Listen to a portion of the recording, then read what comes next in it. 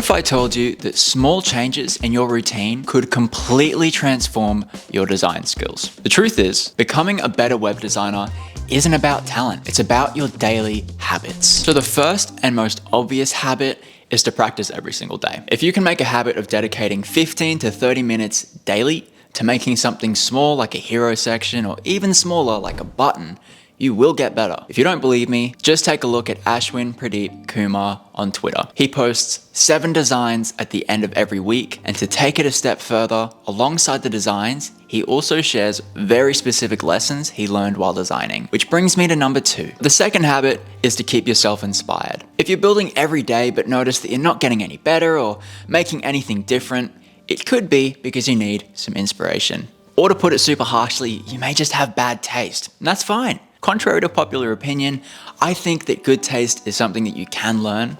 Good taste is just another muscle you need to develop. So how do you actually develop good taste? There are so many ways, but one thing you can do daily is to visit design galleries like Mobbin, which I highly recommend, to gather new ideas and inspiration. If everyone else is spending their morning scrolling TikTok or Twitter and you're scrolling Mobbin, who's going to be the better designer at the end of the day? You are. The third habit is to analyze great websites. The moment I stopped looking at websites and started studying them is the moment I started making better design decisions. Study the layouts, color schemes, and typography of well-designed sites, but question everything. What is this website trying to do? Is it trying to sell something? How does the design help sell it? I mentioned Mobbin earlier. You can find plenty of great landing pages there. Try not to always stick to sites like awards for inspiration because they don't always make the most practical examples of what we can all achieve for our clients. Habit number 4 is to use a design system or a UI kit. Now, there are plenty of great ones around, and the benefits of using one is that you don't have to build everything from scratch and wear yourself out.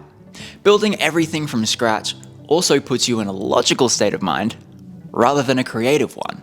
My preferred one that I use is Compa. Obviously, I'm biased because I made it, but really do think it's the best one. And if you want to try it out, we're actually running a sale at the moment, 40% off for a yearly subscription. Go try it out, the link's in the description. Habit 5, and I know it's kind of a cold take, but it's to share your work. You've probably heard it 1,000 times, but that's because it's literally so important. And ask for feedback. I know, scary. The best case scenario is that someone absolutely roasts your design and you take the feedback on board and you become a better designer because of it. That's a win. The next habit is one of my honest to God favorites because I'm a huge procrastinator, and it's to take more breaks. Might sound counterintuitive at first, but trust me, it makes perfect sense. If I'm not taking breaks, my brain will take a break for me when I actually want to work.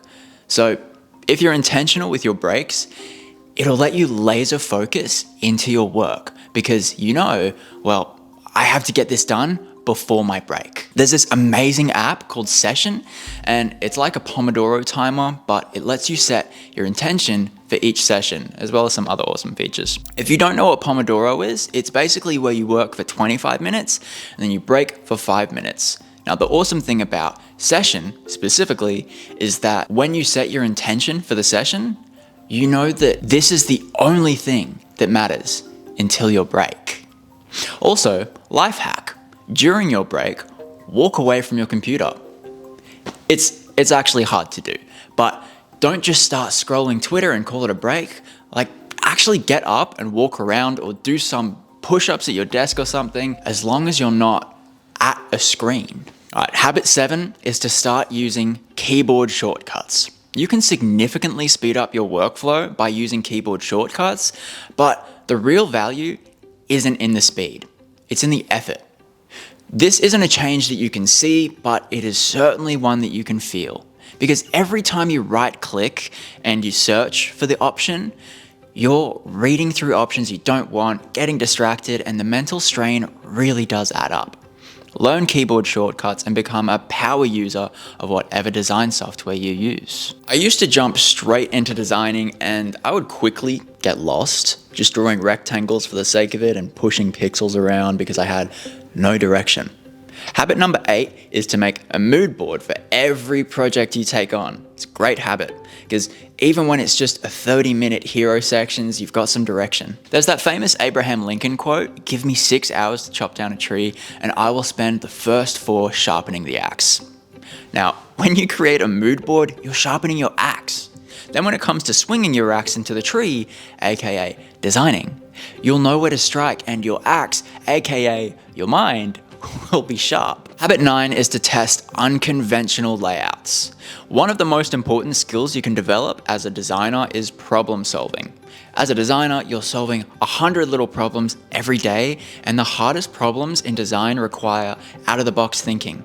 So maybe a client wants you to have X, Y, and Z all on the same section, and if you only build what everyone else is building, you're going to be staring at the screen like a deer in headlights. Push the boundaries with experimental layouts and hone your creativity. The final habit is one I personally overlook constantly, and I tell you now, mostly as a reminder to myself, but it's to celebrate small wins. Fixed a bug? Pat on the back. Landed a new client? Enjoy a cup of tea or a coffee? Got some positive feedback from a client? Treat yourself to your favorite snack, as silly as it sounds. Whatever it is, just start taking note of the small wins and don't just dismiss them and say, okay, what's next? And if you're a Framer designer and you don't have any small wins to celebrate, you can learn to make a sticky header in this video right here.